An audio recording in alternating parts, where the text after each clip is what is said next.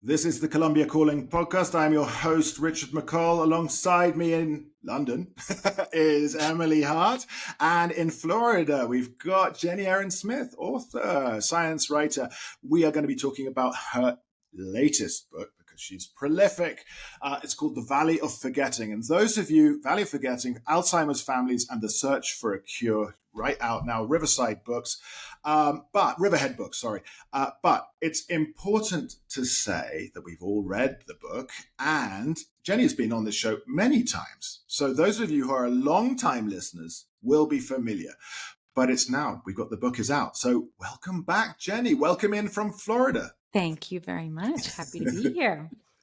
It's a pleasure. Look at this. Yeah. Is it only the second time? It's only the second time. Yes. Oh, wow. I thought it was more. But anyhow, Emily in London, Jennie in Florida, me in Bogota. Suffering horribly, but comforted by this wonderful book. So thank you, Jennie. Great congratulations. Book. Yeah. It's fantastic. Congratulations on that. There's been some hiccups along the way. Oh, sure. But it's out. Yes. And do you just want to put it behind you now? Well, no, I think there's an ongoing conversation to be had, especially. So, this is a book about dementia. Dementia research is notoriously sort of without solutions at this point. The Colombia project, which was a 40-year project, the subject of the book, led by Dr. Lopera, the future of it is very much in question. Because Dr. Lopera died in September of last year. So I think I do, on some level, follow what's happening in Colombia, especially as there's this sort of group of researchers who are mentioned in this book, but they're based in the United States, and they continue to sort of put out findings from these Colombian families in this Colombian cohort. So yeah, I have to keep my finger on it. Whether I'll write about it again, I don't know. But it's an interesting space to watch. It's an amazing space. Yeah. Before we jump into the science, let's just give the listeners a little bit of background on this. It's the issue. Most of you, obviously, those of you who've listened to Jennie on the show before, but most of you will be aware of Alzheimer's. But this is I would say, was it juvenile Alzheimer's? Is that what we call it? Juvenile Alzheimer's? Early onset Alzheimer's. There's a couple ways to call it. Yeah. True juvenile Alzheimer's would be very rare indeed if it's ever occurred, juvenile being like before you're an adult. But this is Alzheimer's that occurs in young adults. So adults in their 40s, sometimes 30s, as late as 50s. And it's always a genetic cause.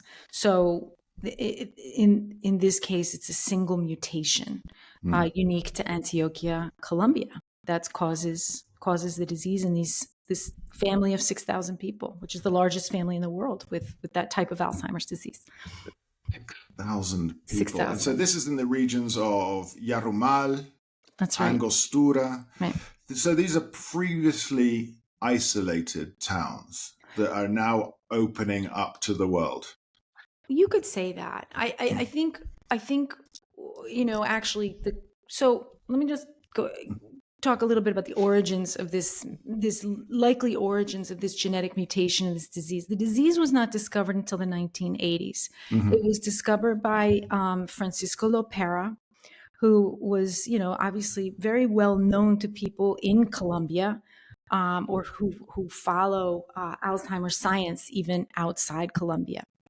And the reason it was so famous is because in the 1980s, there was a huge concern for finding families with genetic forms of Alzheimer's disease so that they could be studied.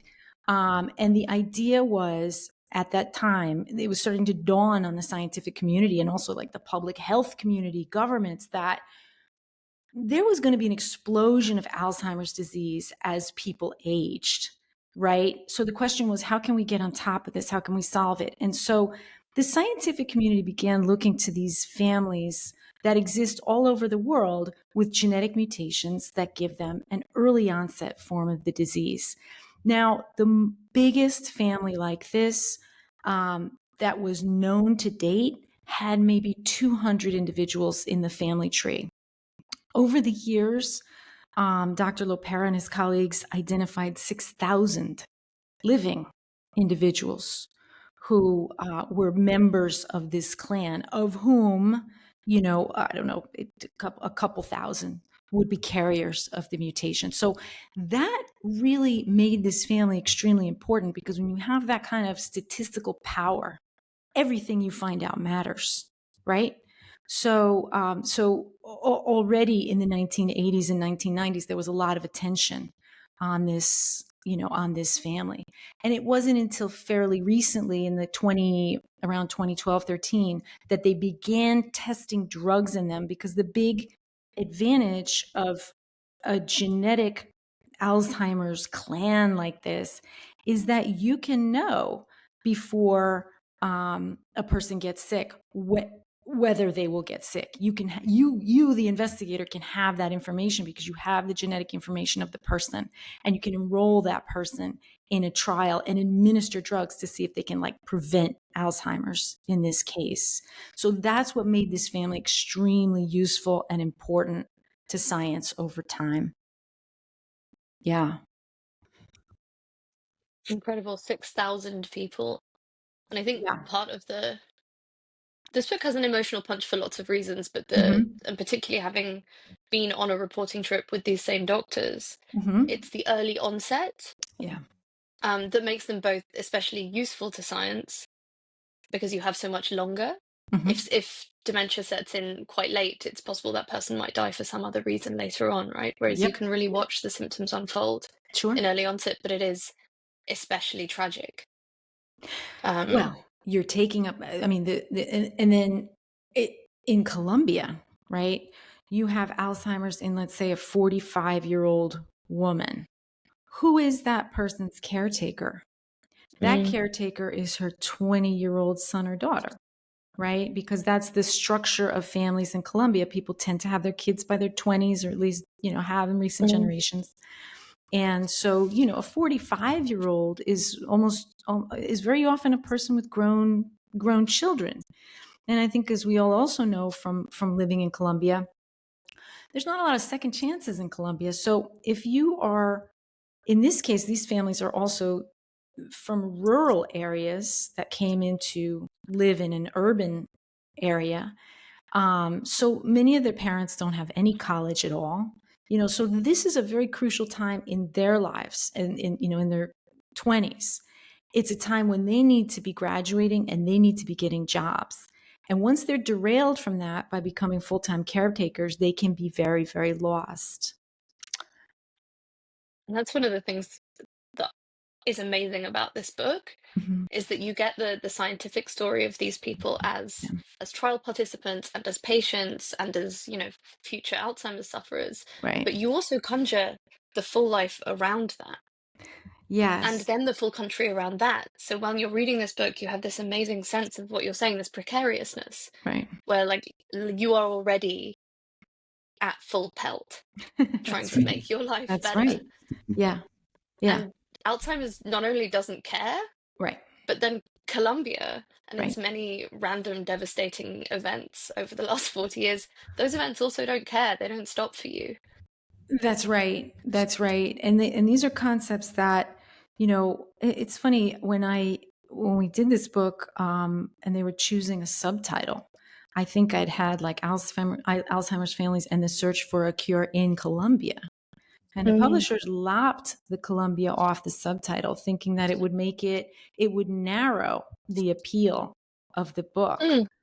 And so it's funny, all of this whole book is about Colombia. I wrote it because I wanted to come back to Colombia. I had lived in Colombia before. And so I kind of considered all these issues that Emily just brought up as things that needed to be smuggled into as contraband, which is always appropriate in Antioquia, right? But as contraband that needs to be smuggled into a narrative. So if I had gone out to say, I want to tell you a story of what life is like for a 25-year-old, in a family where the average earner makes $400, the equivalent of $400 a month, and how they live their lives. I mean, that would have been, for the sociology department at, Case Western Reserve University or something. This is not, this was not what they wanted. So, Yes. so I considered these ideas contraband. I surreptitiously wanted people to understand how hard life is in this part of the world, and I was sort of constantly cognizant of how to get that in underhandedly. Talk about Yeah. contraband. Contraband comes into it. Obviously, how can I not? Yeah, it's Antioquia. The story but also, about Antioquia from but 1984 to 2024. But one of the anecdotes, obviously, and a key anecdote, is the contraband of smuggling a brain out. Out of it. I feel that as contraband. The image. I know it was a cold box, like Ichabod cold box and stuff, but I have an image of a bucket in my head. It's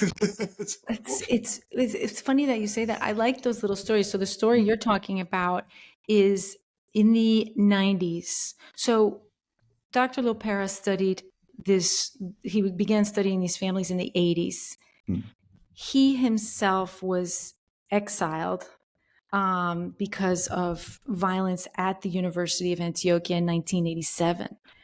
So he had to leave, for a couple of years, then came back, and then they started seeing further patients, young patients with dementia. And it was of extreme importance that they get a brain from one of these patients, which was no easy task at the time. And there's no culture of brain donation in Colombia. There was barely a culture of brain donation at the large teaching hospitals in Boston,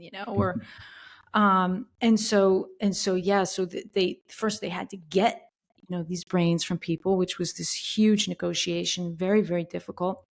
And then after that, they had to bring the brain out of the country because the technology wasn't there to assess that tissue. Without that tissue, they couldn't really say if this disease that they'd been studying for over a decade was even Alzheimer's disease. So yes, this Colombian scientist had to stick the brain in some sort of thermos and not declare it. On a flight to Miami, he was stopped, but somehow he got through. But those were just extremely harrowing times to be doing research in general. They were harrowing for the visiting researchers from other countries who came to work with the Colombian group, and they were extremely harrowing for the Colombian group because, as we were saying at the beginning of this conversation, this is a study that took place in rural areas. The investigators had to leave, Dr. Lopera and his colleagues had to leave the University of Antioquia and decamp to the countryside for weeks at a time, and they were constantly being harassed. They were kidnapped.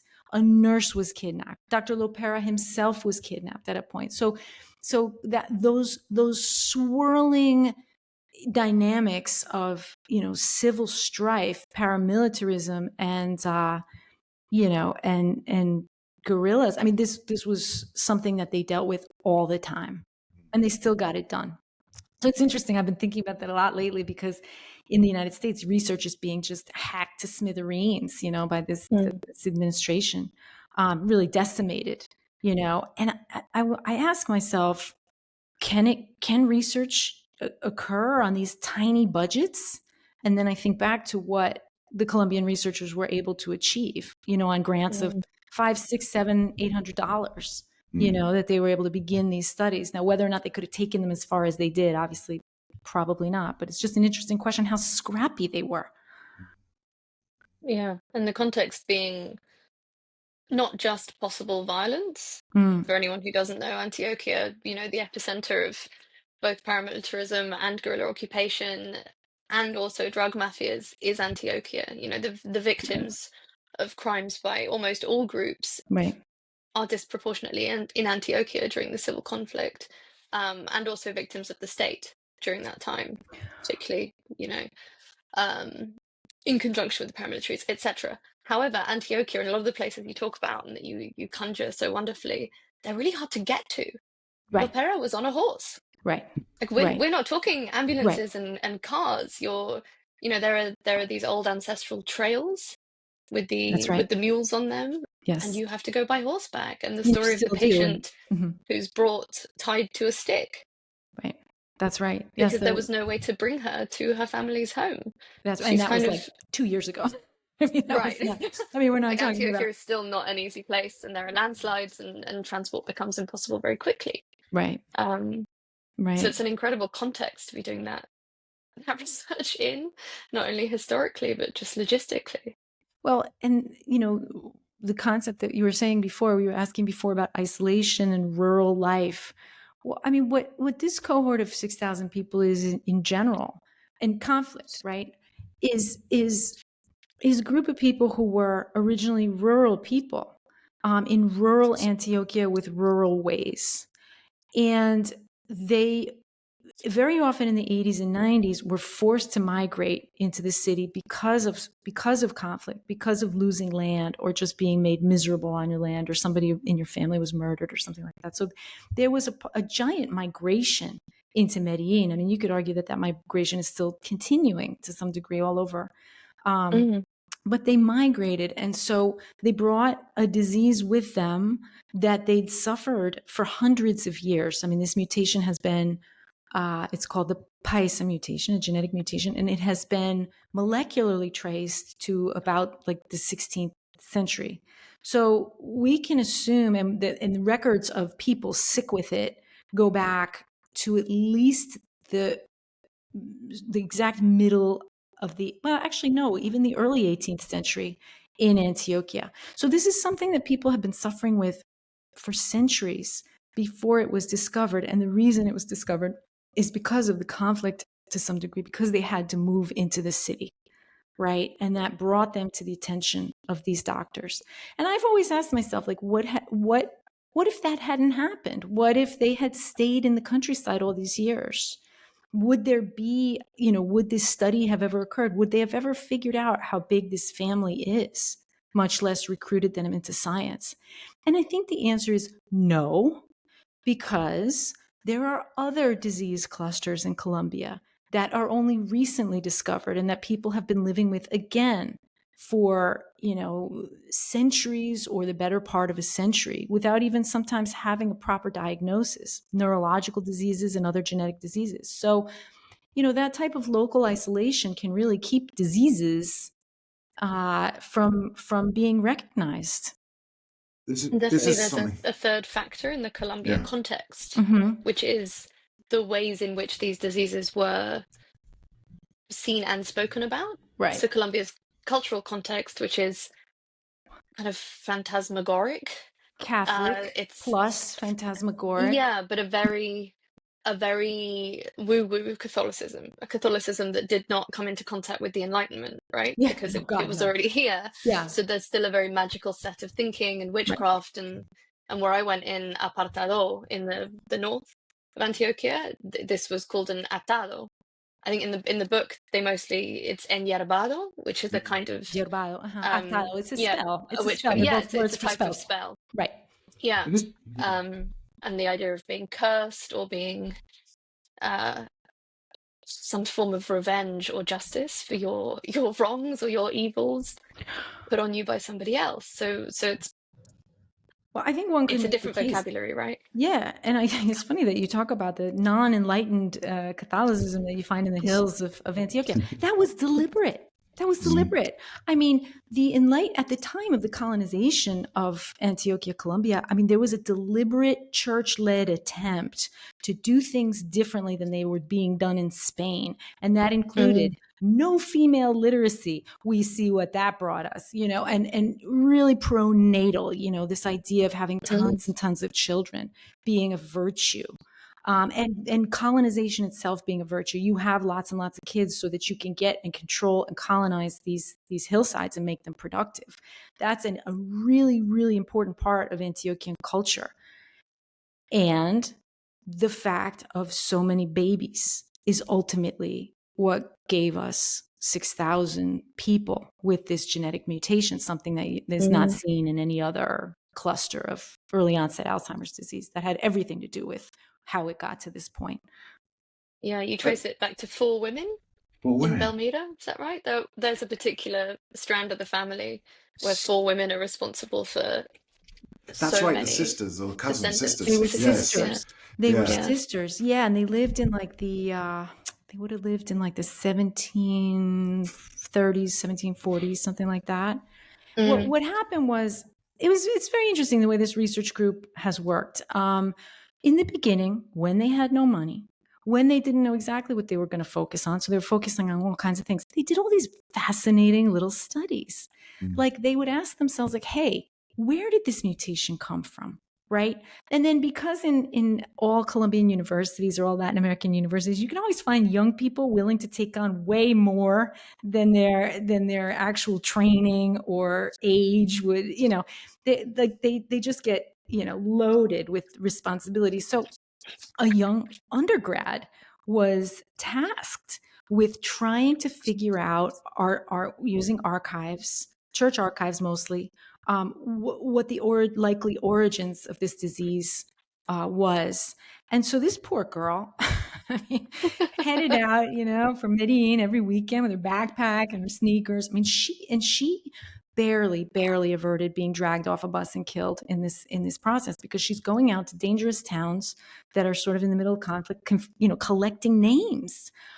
Names of people who've been dead for 300 years, but it doesn't matter. I mean, if you show up in a town with a list of names and you're poking around, you're gonna get the attention of some non-state actors, shall we say? And so anyway, that she nearly was killed in pursuit of this answer, and she left Colombia after that. I actually ended up finding her in Texas. Wow. But anyway, what she did determine was that, the colonization process essentially spread this, because these families, you wanted to spread as far as possible. You wanted to have your brothers take a piece of land here and you take a piece of land there. And so that really ended up being the answer, that it was just a few women who were carriers of this mutation who moved it fast. And they had tons of babies. And so it was their fecundity, right, that allowed this to really take hold.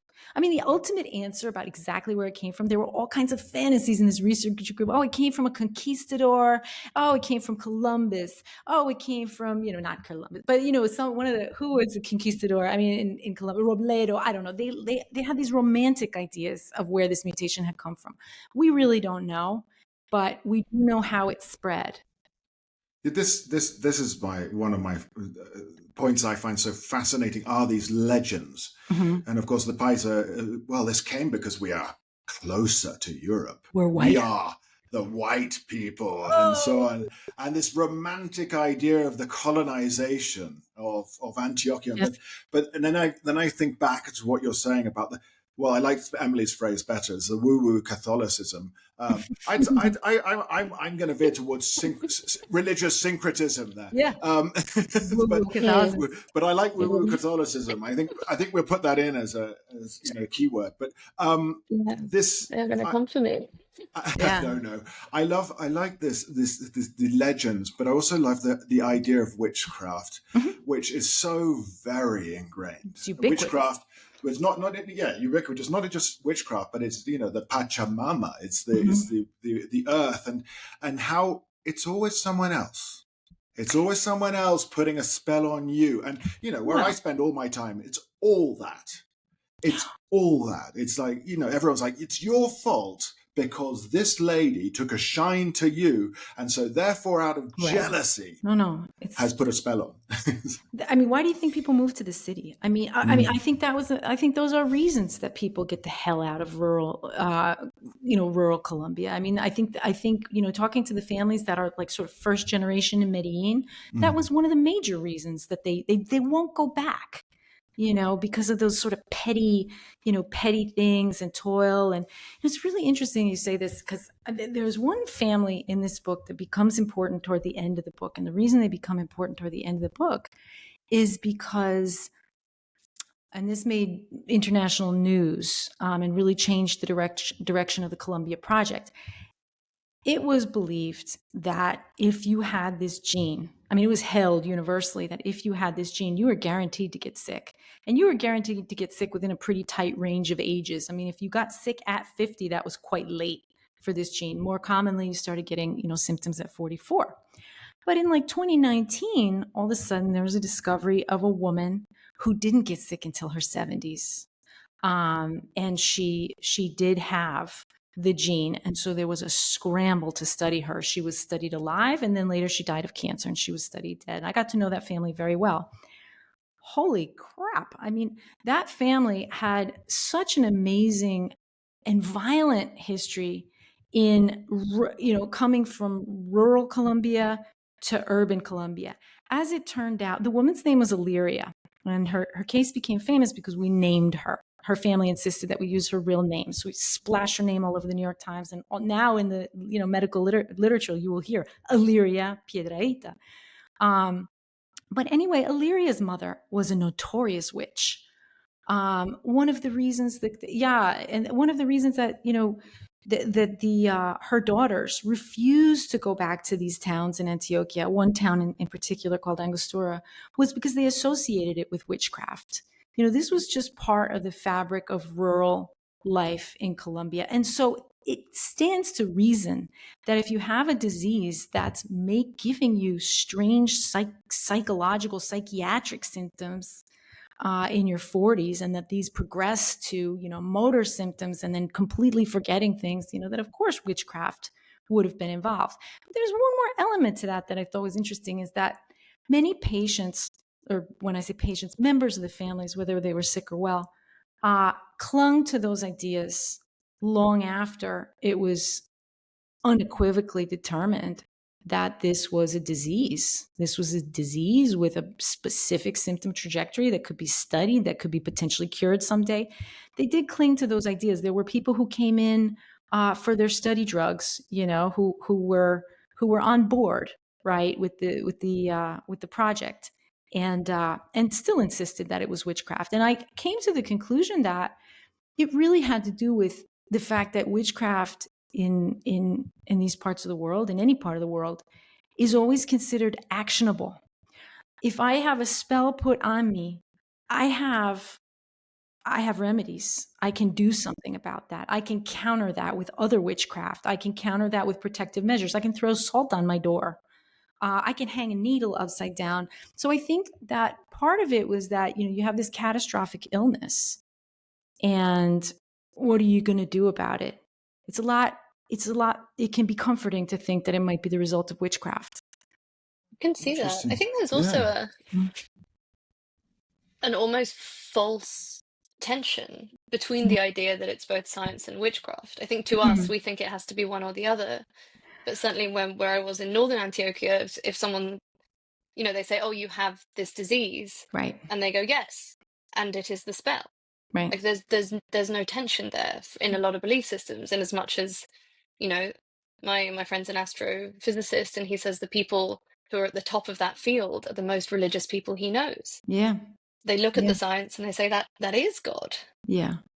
And there's no particular reason that this gene could not be considered witchcraft in some, you know what I mean? And there's this idea that there are two things is out. Exactly. There's no reason to have to choose, especially when you have no remedies, right? I mean, we do have, approved new Alzheimer's drugs, and one drug in that class of drugs was tested unsuccessfully in this Colombian population. But honestly, I don't have high hopes for them.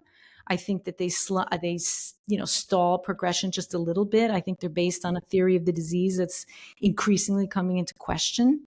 So honestly, what's to stop you from? I'm not sure that witchcraft isn't an equally decent option at this point. Yeah. And let's talk about what you just mentioned, because I think it's really interesting about the theory of what causes Alzheimer's, on which most of these new medications are based. Because it comes up in your book, and there's also another book that's just come out called Doctored. Very important book. Yep. Which is about this same thing. So there are two tribes within the Alzheimer's world. And you've seen them really come to the two tribes of Alzheimer's research. One is about plaque and one is about tau, and this comes up in the book. And there's Doctored, the new book, which kind of does this very specifically. Right. But what was your contact with that debate? So what's very interesting is, so you have there's coming to the fore, and this sort of began to kind of come out in around 2019. The idea that the predominant hypothesis of Alzheimer's disease, which is known as the amyloid hypothesis, and really what it means is, and it's been around since the 1980s, because a protein called amyloid beta is the first to appear in the brain, sticky clumps of this protein. The understanding was that the presence of this protein sparked a cascade. I mean, Alzheimer's is basically a neurodegenerative process. It's a progression. You lose, your neurons will go on to die over time. And the question is, what sparks that process, and where should we intervene on that process? And the prevailing wisdom for many years was that the idea was to remove amyloid beta, the protein amyloid beta in the brain, or keep it from or keep it from starting. So the drugs that were tested in Colombia between 2013 and 2022 unsuccessfully were drugs. They were antibodies delivered by infusion that work to clear amyloid beta from the brain. And the reason the Colombians were such an important test of this was because they didn't have, for the most part, they didn't have any evidence of amyloid in their brains at baseline. They were healthy when they came into the trial. Now, the investigators knew who in this trial cohort had the mutation and was supposed to get sick and who didn't, which is something I think we should actually talk about at some point, because it's an interesting quirk of this Colombian research that people didn't know whether they had the mutation or not. But anyway, that was the theory on which this was based. And the early studies in the 80s and 90s of the Alzheimer's families and Alzheimer's genes also helped give rise to the amyloid hypothesis. I mean, it was found, for example, in the brains from Colombia that they were flooded with this amyloid protein. So that sort of helped create that idea.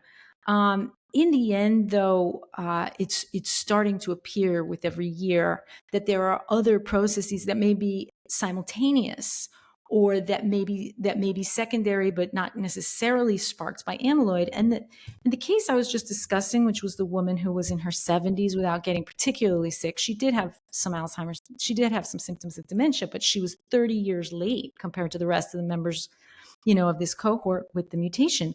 The story there was she had a head full of amyloid beta. I mean, a huge amount of amyloid beta in her brain.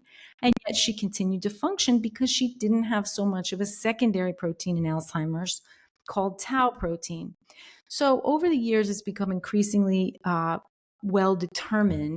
determined that tau is more closely correlated with symptoms than amyloid. Tau creates tangles in the neurons that kill neurons, whereas amyloid, it doesn't appear to have a direct toxic effect on brain tissues. It's all really, really complicated, and it's all still being hammered out. But so another book came out in February, and I know this reporter very well, and I have utmost respect for his work. His name is Charles Piller, and he is an investigative reporter with Science Magazine. And Charles has found over the years a lot of incidents of fraud in people doing research that appears to bolster the amyloid hypothesis. And several of those people have since lost their jobs as a result of his investigations. So then the question is, did the Colombians who ended up trying an anti-amyloid drug, were they on some level sort of victims of the same, myopia, right, in science? And I would say yes and no, because at the time that they began this trial, 2013, nobody knew any of this. It was still considered a likely home run, that if you could intervene at a certain point, you could keep people from becoming sick. For that reason, it was a really important trial. But 5-6 years later, you started to get some very disturbing evidence that maybe this wasn't the case, but they had to keep taking the drug until 2022. And then when it failed, which was a sad day that I was there for, no one was that surprised. It was an amazingly long trial, and they changed the dosage in the middle because, there seems to be a real sense, not just from this book, but also from talking to Ken, who I think we should come on to as another protagonist of the book, and Lopera, yes, he's kind of American counterpart to Dr. Lopera. No, from Speaking to Ken. Here it is. God, I'm turning into one of these characters from the plays we were discussing earlier. He's, and you quote him in your book when he says, "I don't know what Alzheimer's is, and I've been studying it for 20 years." That was a different reacher. It was a Colombian researcher. Oh, that was not Ken? Who's been working with I've been Alzheimer's misquoted. brains. And I do think Right, a lot and of there's people, a sense of that. Yeah. Around that there's yes. stabbing in the dark going on. Yeah, and the truth of the matter is, I think most of the Colombian, I think most of the people who did this trial were glad that they did it. I think it was an interesting experience for them. I think it also hugely helped this Colombian research group in the sense that just infused tons of money and equipment. And, it gave Dr. Lopera a fame that he had not. He was always sort of like on the outskirts of Alzheimer's research. He was that Colombian guy. Whereas by running a major landmark drug trial, he was no longer that Colombian guy. He was, he was an insider. So I think that for the investigators, it was very good having done that trial. I think the families in general, they were not really compensated monetarily or anything, but I think they wanted to give it a shot because I think they were willing to do anything that might help them prevent them from getting sick. So but also they're kids, and you paint them as real. There's a sense from them that they know it's too late for them, and they're doing it for their family members. Yes, I think that for most of the people in their 40s who were in a position get sick within the next couple of years, I think they were absolutely not doing this research for themselves. They were doing their kids. They were hoping that there would be a pharmaceutical option that could extend people's lives, that the next generation wouldn't have to suffer the way they had suffered and their parents and grandparents and all the way down the line had suffered. But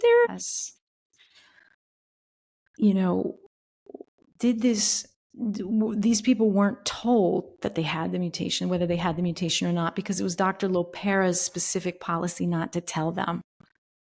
Right. Nearly all of them went on to have families, some of them had pretty decent sized families. There was a taboo sort of developed around knowing whether you had the mutation or not. And that was really probably had something more to do with Dr. Lopera not really having the money or the means to start, counseling programs and do everything you needed to do to tell them.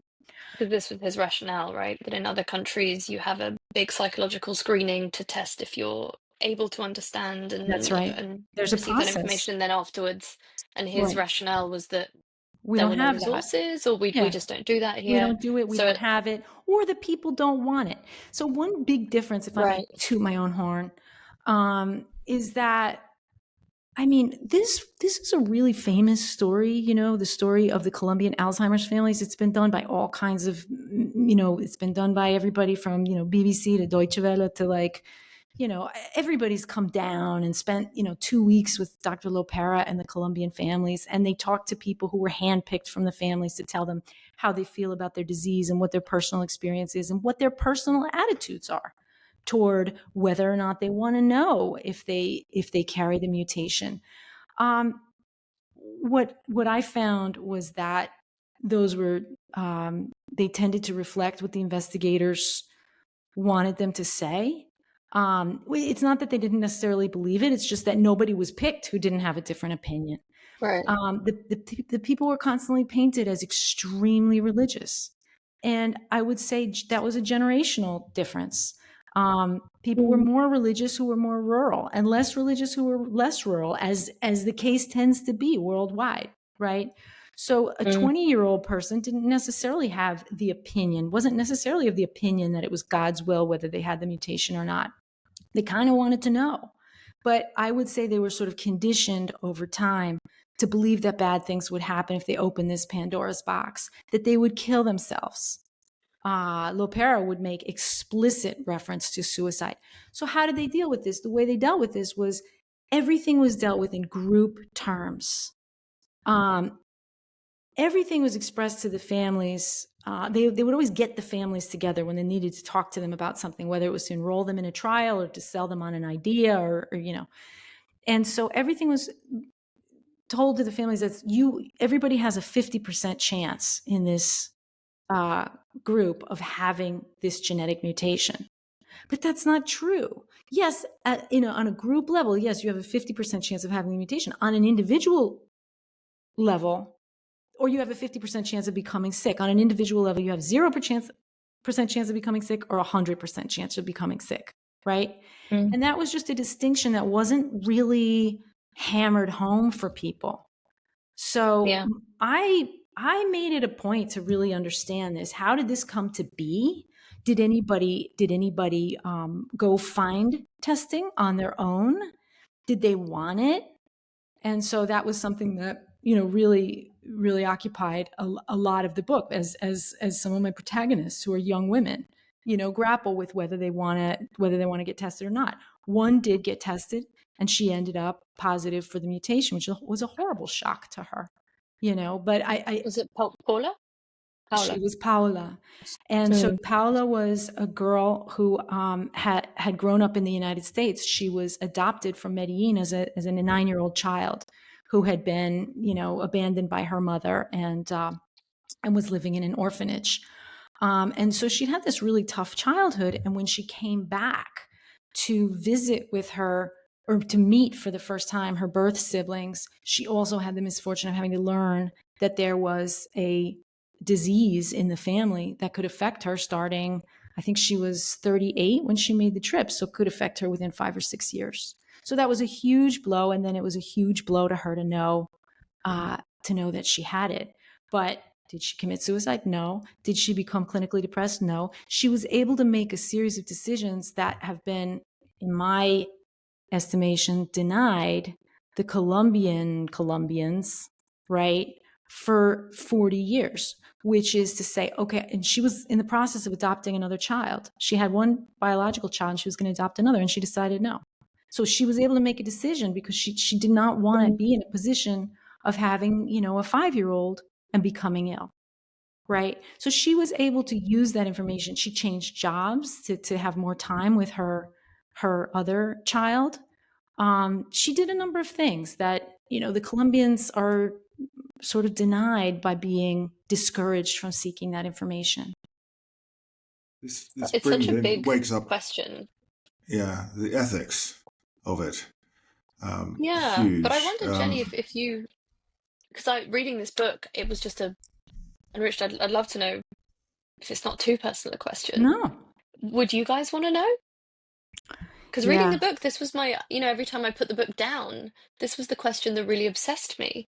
I'll say is whether on, I'll say yes. And the reason is because the majority of these kids who grow up in these families who are really intimate with this disease. And when I say intimate, I mean intimate. I mean, they bathe their relatives who have it. They have nursed them to their death. They know the trajectory of this illness. They have seen it for 2 generations in a row. Generally speaking, they've seen it in grandparents. They have seen it in their own parents. Sometimes they see it in their siblings by the time it's going to affect them. All of them go around assuming that they have it. All of them. I would want to know. And so if you're already assuming, if you're already assuming that you have something, it can only come as a relief to know that you don't. That's my feeling. I don't. Interesting. Yeah. But I was left with the sensation that I violently would want to know. And therefore this ethical question that the book really brings up, I think it's the intellectual heart of this book, is this exact question. Is it right? Has it been the right thing? And he did, Lopera, to not let them know. And Lopera kind of changes his mind about it. He was forced to change his mind. He was absolutely forced to change his mind. But the thing about Lopera, I mean, I love the chance to talk about him a little bit because I knew him better than many people have had interest in him. Many people have come to talk to him, but I really knew him. I would make monthly meetings with him. I would sort of go around and sort of do my reporting. And then we'd have like every, 3rd Wednesday of the month, I'd just show up in his office for an hour and say, this is what I'm bringing you. Let's talk about what I learned over the last couple of weeks. And if you can answer this, and, what I did learn about Lopera is he was an extremely, and I don't mean politically conservative or religiously conservative. He wasn't a religious man, and his politics are a mystery to everybody. But which is saying something in Medellín. It's true, yeah. But what I did know was that he could change his mind. I mean, most scientists can. And that if you present enough evidence to the man, he would weigh it and change his mind. I mean, the last time I saw Dr. Lopera alive, we were meeting with the ethics. It was March of 24, and we were meeting with the ethics committee that oversaw this trial to try and determine whether I could use the real names of the people who were in this study and in this book, because he had always denied journalists that and always encouraged them to use pseudonyms or a letter or something like that. But a lot of the families didn't like that. They felt that it sort of denied them a voice. So I needed to find a workaround, because I wasn't going to take that from, I wasn't going to. So he had come with me. Now, this was his policy, right? He was adamant about it, at least at first, because journalists would bug the families. They would go to the towns in which the diseases were most concentrated, do these god-awful, videos, like for some of the Spanish language TV in the United States or in Mexico, or awful, like the zombie town where everyone has Alzheimer's and no one can remember anything, really awful stuff like that. So I understand the point of his denying journalists habitually the use of people's names. So in March 2024, we went together to the ethics committee. I made my case before the ethics committee, that I thought it was high time that, those who wanted to give their names could. And he supported it. So if you presented him with enough evidence, he was okay with that. And that's eventually what happened with the question of what they call genetic disclosure, which is letting people know whether they have this mutation or not. That taboo got broken around 2022 when the clinical trial ended. Now, not everybody took advantage of it. In fact, the people who least seemed to want to take advantage of it were the people who were getting to the point where they might become ill. Like they were in their 40s, they had just finished the trial. They finished the trial, but they were still well, and they didn't seem to want to know. They didn't take advantage of that. But my guess is that their kids will take advantage of that. So interesting. And the other ethical question that comes up a lot in the book is about the relationship and its arguably or not sort of colonial imperial nature Science. with the between US institutions and Colombian ones, and the power balance stuff there. Yeah, because we have Lopera, who I think we can describe him a bit here. He kind of felt to me like a Victorian country doctor. Totally. But from a book. Like he had this amazing like full head of hair, which like men over 60 with a full head of hair have like an air of invincibility about them to start with, right? He was routinely described as an eminence grise, right? Yeah. Yeah, and then he's amazing with the patients. Yeah. And he dances merengue with women who were nonverbal, and then he would bring amazing things out of patients, even in the 3 days that I spent with him. But then also quite a complicated character behind the scenes. Yeah, and so this is what's to me. It was a privilege to work with him. He was, look, this man built what he built in a Latin American public university where there's strikes all the time, right? I mean, they didn't always affect the med school as much as they affected other departments, but like over the years, you're in a really research-strapped environment. You've got all kinds of labor issues. You can't afford solutions to, for your brains that week. You can't, I mean, there were a lot of restrictions, and he slashed through that like a Gordian knot all the time. He was a big boss is what he was. And he was a countryman who had grown up in exactly the same area that most of the patients were from. He could speak their language really, really well. He was chummy with them. He was charming. Ultimately, I came to see as this project progressed from its origins in the 1980s to, fast forward to 2022, and Lopera has successfully executed. Again, the result wasn't positive for the trial, but the trial was successfully executed. A major landmark pharmaceutical trial in Medellín, Colombia, and he's an Alzheimer's insider, and he's being paid by pharma companies as a speaker. He's in another universe from his patients.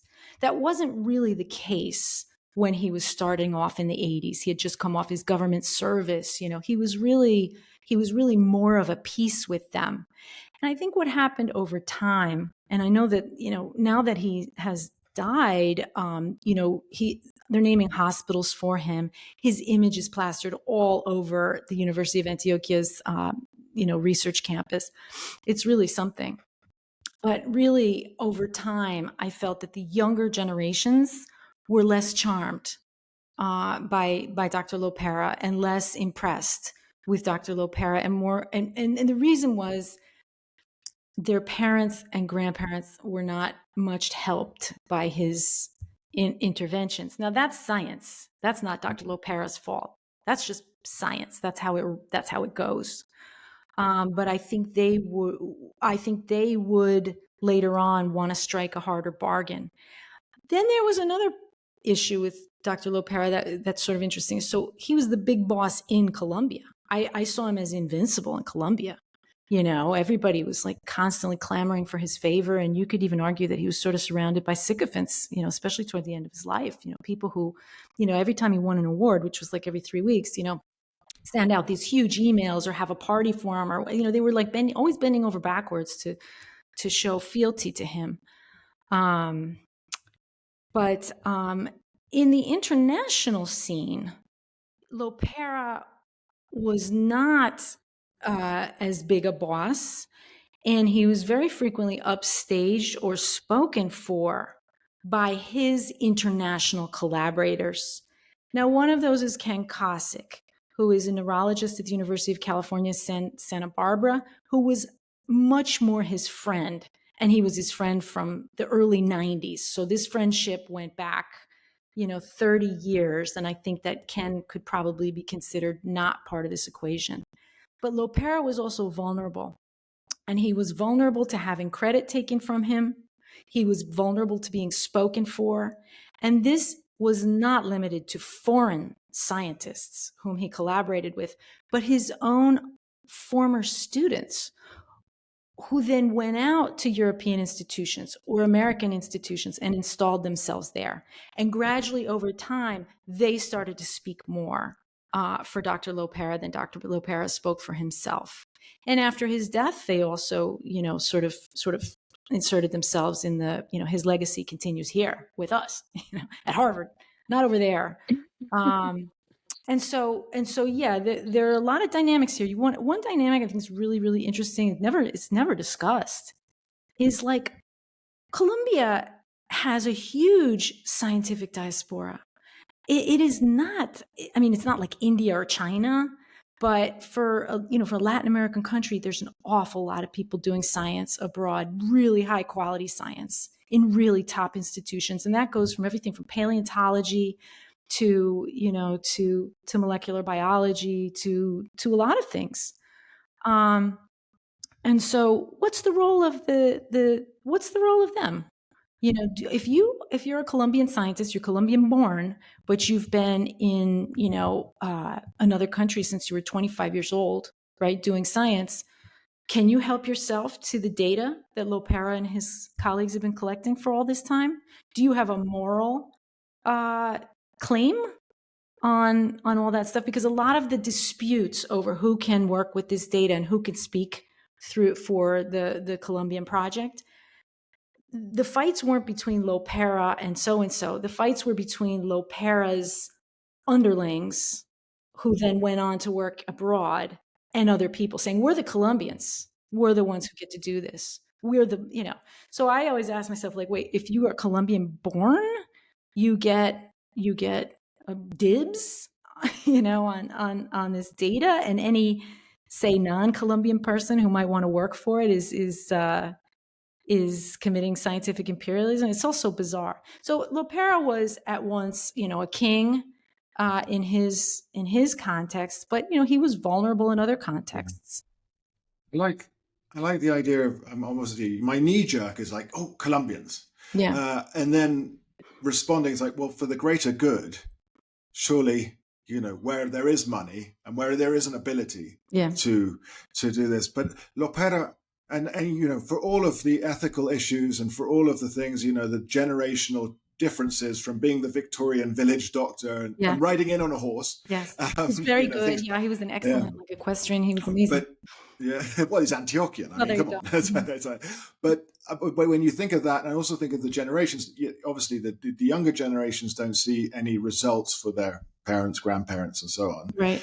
And of course, he's not speaking their language either. No. I mean, that's a different thing altogether. But I mean, we could go on for hours and hours about this, and it is fascinating. And there are characters like Ken Kosick and then Madrigal, Lucia Madrigal. Yeah, Lucia. I see her as like absolute tough. Yeah, she was the neurology nurse who and that's why I wanted to mention her, because I feel she deserves it. Absolutely. I think I can see her swinging punches in my mind, when I read about her. I don't doubt it. Yeah. There are a couple of things that I have, because we could go for hours, but there are a couple of things that I have written down here as well. And it's like, when we think of rural Antioquia, and I brought it in at the beginning, the isolation and this, just as a side note, is this genetic disorder that's been named recently in northeastern Brazil. In the BBC, and it's in a town called Serrinha dos Pinto in Rio Grande do Norte, and it's I don't know if you say SPOAN or Spohn syndrome, but it is a mutation that affects the nervous system, weakening the body. Of course, it's entirely different to Alzheimer's, but I see the similarities in the isolation. Yeah. And you only get it, and it only appears when the altered gene is inherited from both parents. Yeah, so that's good, actually. Yeah, but of course they're calling the fault of being Sephardic Jews or Moors, fleeing the Inquisition, and then of course intermarriages, because everyone's married their cousins in this town. Let me just put a damper on some of that enthusiasm. Yes, this is what I want. This is what I want. Come. Well, so the thing about this type of diseases, and there's a romance to them, right? There was a definite romance for many, many years about the origins of the mutation that's known as the paisa mutation that causes early onset Alzheimer's in this Antiochian population. And Emily made a little reference to it, that they were white. They tended to be white people, and therefore they were more the concept was we're more European, therefore we must have more European diseases, in the same way that like Ashkenazi Jews would have, the BRCA mutation that causes breast cancer, or Amish. And in early papers and stuff, they done by the Colombian group, they compared themselves to those populations. They didn't compare themselves to some African population that also had a mutation, God forbid, right? So there was a mythology that developed over the reasons. Another thing that was interesting to people at that time, again, you're talking in like the 90s, early 2000s into like 2008, 2010, the first major genome projects were coming out. So you could actually determine for the first time like where your population really came from. And it was in about that era. I don't know what year it was, 2012, could have been earlier. That it probably was a little earlier, that it was determined by a group of geneticists, including a Colombian geneticist working in London, that a lot of Colombians, but a lot of other Latin Americans, Mexicans, had quite a lot of Sephardic Jewish ancestry. So then that generated other myths. We're so Jewish. We have So I think what happened, what you're seeing there, is sort of the convergence of historic information that's sort of maybe half understood, right, or not well documented, plus a new piece of genetic information. And the instinct there is to solve the puzzle. One of the huge mistakes the Colombians made was going down that rabbit hole of, we're so white, we got this European mutation. Why could that be? And there was all kinds of really shoddy genetic studies being done at that time. And it really kind of took a while to sort of shake this all out. And I went down many, many rabbit holes trying to understand how on earth that had happened. But and there's a couple ways that it happened. One is it's doctors doing all this, right? So how did they go so wrong into assuming that that whiteness was at the heart of this disease epidemic? It's because they were Antiochian. right? They're doctors, right? They grew up in Antioquia. What is an Antiochian told his whole entire life, especially if you were born in the 1950s? You're a Spaniard. We're so white. We're whiter than anyone else in Colombia. We are pure Spaniards. Genetic studies do not support that at all.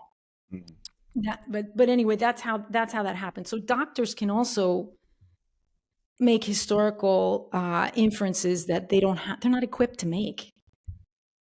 And it's an eagerness as well. It's like, it's because of this. Yeah. And when not just the romanticism. Yeah. Right. And when you're a rigorous person, you're a doctor, you went through medical school, you're doing investigations and scientific investigations. It's very easy to think of yourself as able to apply this rigor to everything. But they're not. They're not trained. They're not trained in history. They're not trained in historiography. They're not trained in archival research. All the archival research that was done in this in the context of this ongoing investigation was all amateur. Yeah, definitely. They didn't bring anybody in from the history department to help out. I was amazed by this stuff. Yeah. And of course, there is then a mutation found in a Black community in Antioquia. Well, that really threw a wrench into everything. Yeah, that you document in the book. That's kind of throws them right off the Antioquia. And also, even if you travel through Antioquia, you see a lot of very not white people. This is a myth that can be debunked by taking a single bus through the landscape. It's unbelievable. The scores of old palenques in Antioquia. Yeah, I mean, come on. It's right. The self-mythologizing is unhinged. Yeah. Yeah. I always said that if they'd made Encanto, if a group of Colombians had made the Disney movie Encanto, 100% of the characters would have been white. But actually what was interesting is a bunch of observers came to research rural Colombia to do Encanto. And they took one look at the population and said, oh, look, we've got all kinds of people here. I guess that's who we should put into the animation. Right. But had it been a Colombian team, believe me, that they would have been a paisa. They would have been they would have been all little Cinderellas. Like Mary Poppins. Yeah. I don't know if we had Mary Poppins ever mentioned on this show before. Well, that's what I'm here for. Jennie, before we digress, and as we sort of follow, we are wont to do. Well, that's great because there's such a dynamic here. But I want to know how you evolved as a person doing these investigations, and you got close to the families, you got close to Lopera, you know all of these people, aside from Lucia Madrigal, who obviously wanted to punch you, but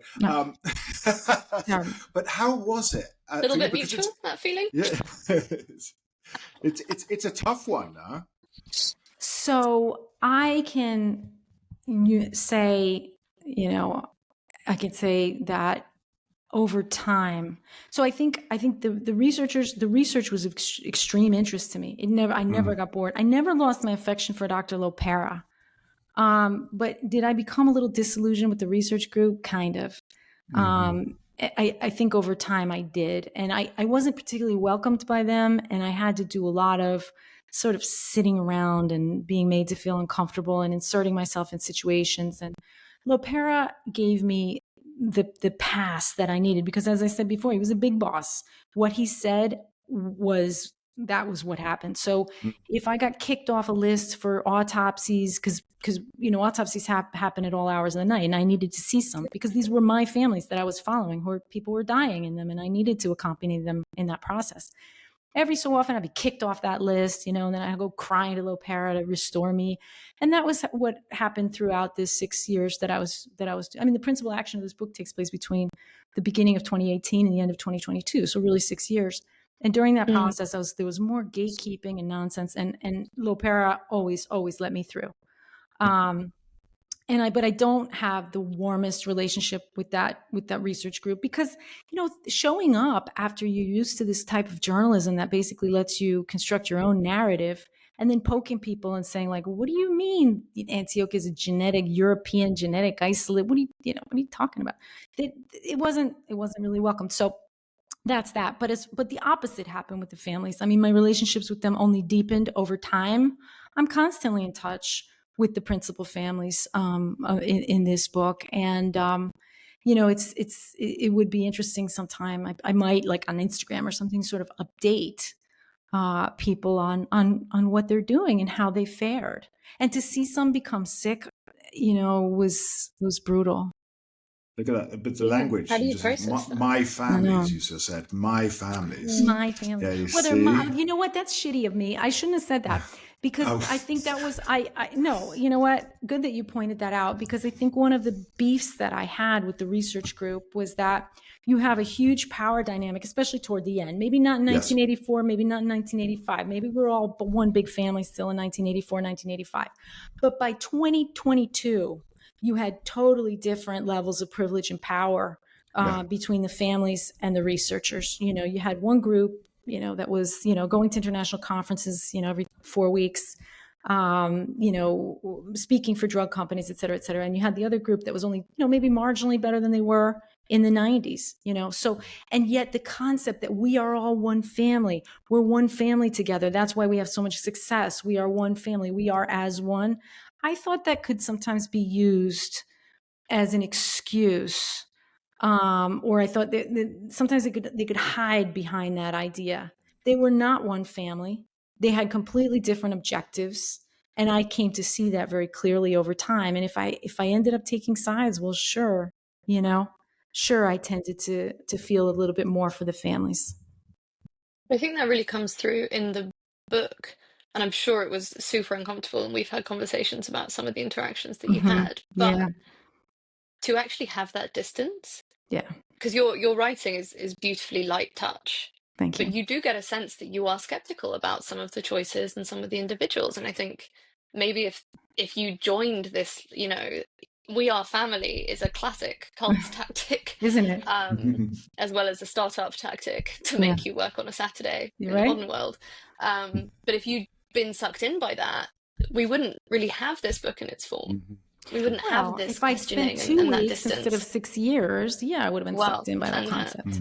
yeah, That's what and like you happens say, over a lot of the time. journalism was, yeah, and a lot of the journalism that you get in Colombia about Lopera didn't question. There was, you know, it was hagiography. Totally. I was going to say hagiography, Emily, but I don't know how to pronounce it. I knew it was hagiography or hagiography. So thank you for saying what I need to I'm say. a classic for not having ever said words out loud before and then saying them in public and getting just ripped apart, usually by members of my family. I wasn't even sure with diaspora. Yeah, I just said it though. I blurted it out. I don't know if I'm right. It's okay. I like it. It's okay. It's all okay. That's what we're all nerdy people who read a lot and are alone a lot. So we have a lot of these words like up here that just haven't ever come out before. Yeah, they just sit around. They do. They sit around. And there's a bunch of until, of course, perhaps the the tau or the amyloid takes place. Oh, don't. Because, and that, you know, it is dreadful. Yeah. Like, you know, this disease, and it's not.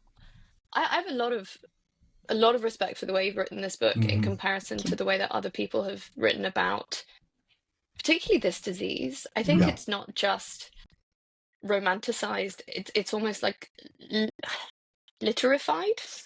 That is a word I have just made up, and therefore there is no correct pronunciation. But you know what I mean? There's a kind of romanticism to, like, an Oliver Sacksism to the way that people have written about this before, and the way that you capture the late stages of bed sores and incontinence and the burden on the carer is so important, because we imagine it in a bit of a Marquez-y way.